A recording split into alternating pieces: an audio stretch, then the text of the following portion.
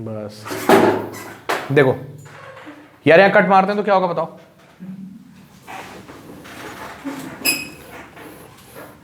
ये वेट कितना है बताओ। और वायर कैसा है, मासलेस।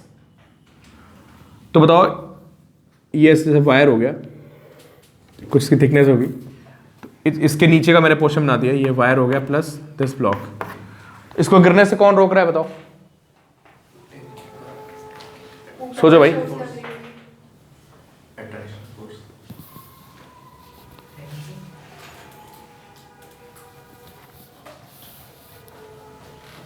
अनम्यूट हो गया, अनम्यूट। चलो पढ़ो।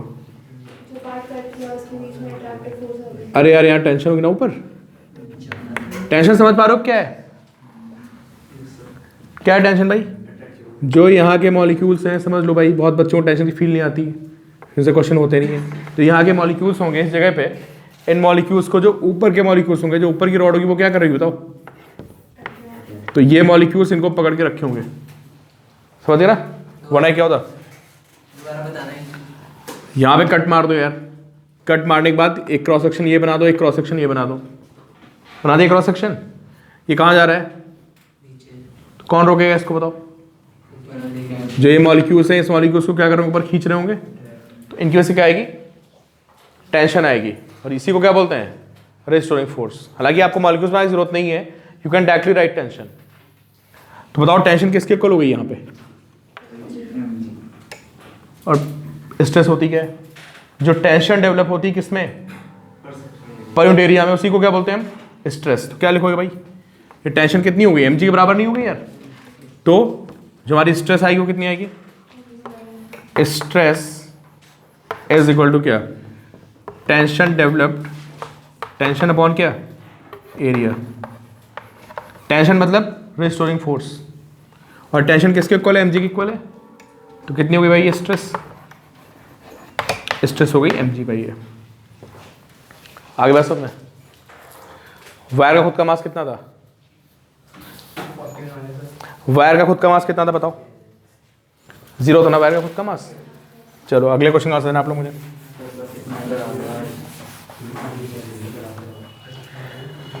अरे अभी तुम्हारे एग्जाम्स आ रहे हैं, फिर तुम लोग बोलोगे सर सिलेबस नहीं, इधर देखो। हाँ बस अभी अभी ओवर कर रहे हैं भाई, रुको। चलो रॉड है, इसकी लेंथ L है, देखें इसका आंसर कौन बताता है भाई।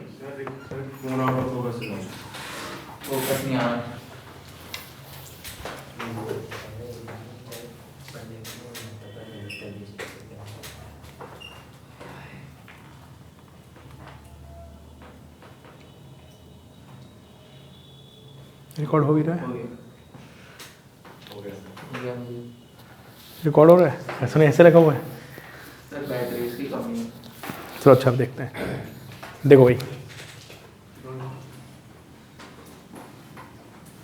देखो भाई, ये रॉड है, इसका मास कितना है m, ठीक है, मास इज m, और लेंथ कितनी है, इसकी लेंथ है l, ठीक है। नीचे से x डिस्टेंस पे आपको स्ट्रेस बतानी, क्रॉस सेक्शन कितना है,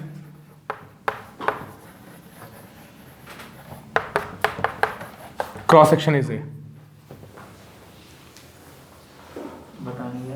स्ट्रेस बतानी है एट एक्स डिस्टेंस पर। सही बोला आपने, समझ गया मैं, बोले जरूरत नहीं है।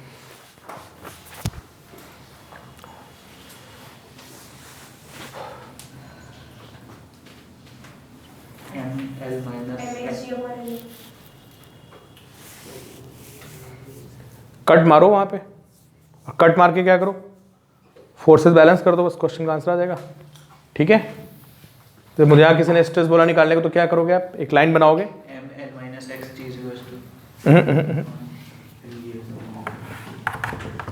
एक रॉड ऊपर की हो गई, और एक रॉड कौन सी हो गई, एक रॉड नीचे की हो गई। पता इसका मास कितना आएगा, इसका मास आएगा, कि समझ में आ रहा है कैसे आगे मास, कैसे, एल लेंथ का मास कितना था, तो बहुत बार बता चुका मैं, लेंथ का मास कितना था m, तो यूनिट लेंथ का मास कितना होगा, तो एक्स टेंशन का कितना होगा m बाई एल इंटू जी। तो ये क्या आ गया बताओ, ये वेट आ गया, समझे? ये वेट जो रॉड का है इसको गिरने से कौन रोक रहा है, सोचो आप। जो यहां पे टेंशन है वही तो रोक रही होगी यार। तो टेंशन कितनी हो गई, m बाई एल एक्स जी।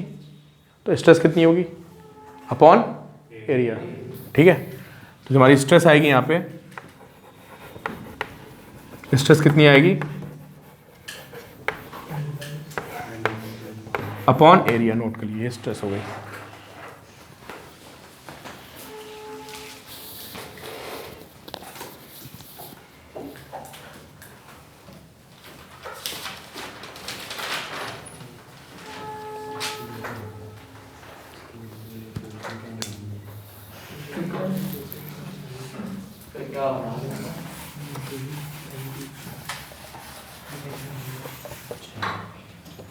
फिर नेक्स्ट देखिए आप,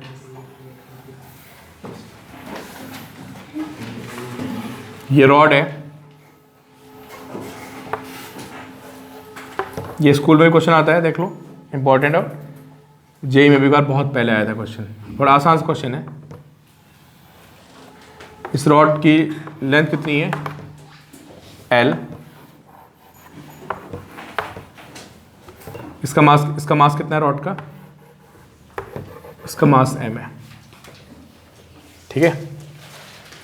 और उसने यहां से नीचे से x डिस्टेंस पे आपको पता नहीं, ऐसे देख के बता दो आंसर, डोंट सॉल्व। इसका क्रॉस सेक्शन एरिया कितना है, cross section area is A,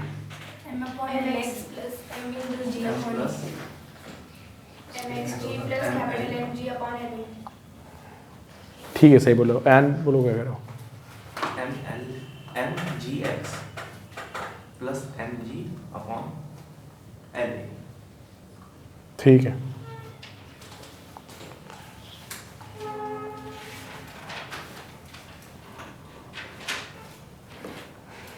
कुछ नहीं करना भाई, जहां पे स्ट्रेस निकाली वहां पे क्या कर दो, लाइन खींचो, फोर्सेस बैलेंस कर दो। अरे सीधी सी बात है, जो नीचे खींच रहा होता है उसका वेट ही या टेंशन हो जाता है, बस बात खत्म। समझ गए क्या बोला मैंने, सारे बच्चे सुन रहे हो क्या बोला मैंने, कि लाइन खींचोगे, उस लाइन के नीचे जो वेट हैंग कर रहा होगा उसको कौन रोकेगा। अरे ये तो सोचो, दिमाग पे जोर तो डालो थोड़ा सा। जहां पे लाइन खींचेंगे, जो उसके नीचे वेट हैंग कर रहा है उसको कौन रोकेगा, बात खत्म यार, उसमें क्या करना है। हाँ,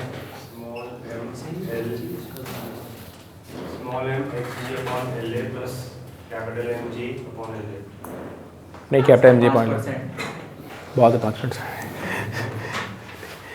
क्या बोला मैंने, स्ट्रेस कितनी होती भाई, सारे बच्चे बताएं। ये बताओ, अगर मुझे यहाँ स्ट्रेस निकालनी है तो इसके जो नीचे का वेट है ये पूरा, इस वेट को किसने संभाल रखा है, टेंशन ने यार, समझे। तो इसका मास कितना हुआ बताओ मुझे, इसका मास कितना हुआ m बाई एल एक्स, इसका मास कितना हुआ कैपिटल M, तो मिला के मास कितना आ गया बताओ, ये मास आ गया पूरा इस पॉइंट के बिलो इनटू जी, ये क्या आ गया वेट। तो इन सबके वेट को किसने खींच रखा होगा बताओ, इसको गैप कर देते हैं, इतना पोर्शन बना देते हैं, समझे। तो ये जो सब कुछ हैंग कर रहा है, टेंशन कहाँ लग रही होगी, इस टेंशन ने इसके वेट को बैलेंस कर रखा है, this tension upon area. Clear, क्या डाउट बताओ। हाँ तो सही बोल रहे थे तुम, एल है, तुमने एम जी अपॉन एल बोल दिया था बस। यार याद रहेगा, क्या याद रहेगा, कि किसी हैंगिंग बॉडी में, लिख लो हिंदी में अंग्रेजी में जैसे लिखना हो, किसी हैंगिंग बॉडी में अगर तुमको कहीं पे टेंशन निकालनी है, स्ट्रेस निकालनी है, तो क्या करोगे, क्या बोलोगे, क्या उस पॉइंट के बिलो जो वेट होगा अपॉन एरिया। लिख लो, stress at any point in a hanging body, stress at any point in a hanging body is equal to क्या, weight below that point upon area, is equal to weight below that point upon area. Reason समझ में आ ही रहा होगा ना यार, जिसके नीचे का वेट है वो क्या कर रहा होगा, उस बॉडी को खींच रहा होगा। जो पुलिंग फोर्स होता है वही क्या देता है, उसमें टेंशन डेवलप करता है, समझ गया ना। जो पुलिंग फोर्स होता है उसमें क्या डेवलप करता है, टेंशन। तो ये सारा जो वेट है क्या है, दिस इज पुलिंग फोर्स। तो इसने क्या दे दी, टेंशन, अपॉन क्या कर दिया, क्रॉस सेक्शन एरिया। ठीक है, तो दिस इज स्ट्रेस।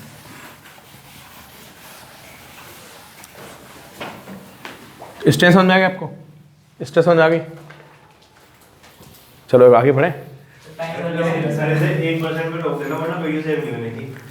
अरे डराओ मत, ऐसा भी होता है।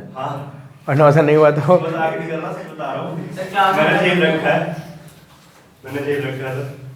अच्छा जल्दी से बताता हूँ, रुको।